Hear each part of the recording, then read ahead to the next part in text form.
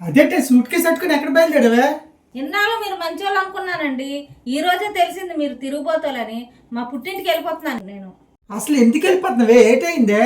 అలా సావిత్రితో తిరుగుతున్నారంట కదండి మీరు. అసలు ఎవరు చెప్పాడే నీకు? అలా రాము, మీ ఫ్రెండ్ రాము చెప్పారు. అమ్మ నా కొడుకు ఎంత పని చేసావురా.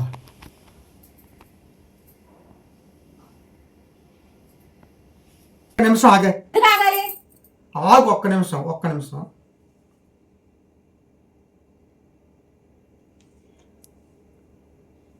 రాము, నువ్వు ఇంటికాడే ఉండరా? నీకు 500 తెచ్చి ఇస్తాను, అక్కడే ఉండు. ఎందుకు? నిజం చెప్పినందుక? కాదే, పంది ఓడిపోయానే నీ వల్ల. ఆడికి ఏటి చెప్పాను తెలుసా? మా ఇద్దరు పంది కాచుకున్నాం. మా ఆవిడ చాలా మంచిది, నేనంటే చాలా గౌరవం, నా మాట జవదాటదురా, నేనంటే చాలా ప్రేమ, ఎవ్వరు ఏం చెప్పినా నా మీద నమ్మదురా అని చెప్పాను. దానికి ఆడు ఏటన్నాడు తెలుసా?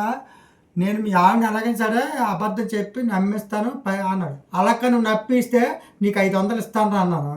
దానికి ఆడు ఓకే అన్నాడు. మరి పంది ఓడిపోయినట్టు కదా, ఆడి మాట నువ్వు నమ్మావు కదా, అందుకే 500 ఇస్తాను అన్నాను ఆడికి. అలాగైందా? క్షమించండి. ఇంకెప్పుడు ఎవరు ఏమని చెప్పినా నమ్మనండి మీ మీద. క్షమించండి. ఇదే మాట మీద ఉండు.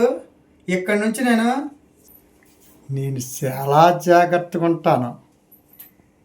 ఎంత ఎదవనో నాకే తెలియదు. మాకు తెలుసులేరా.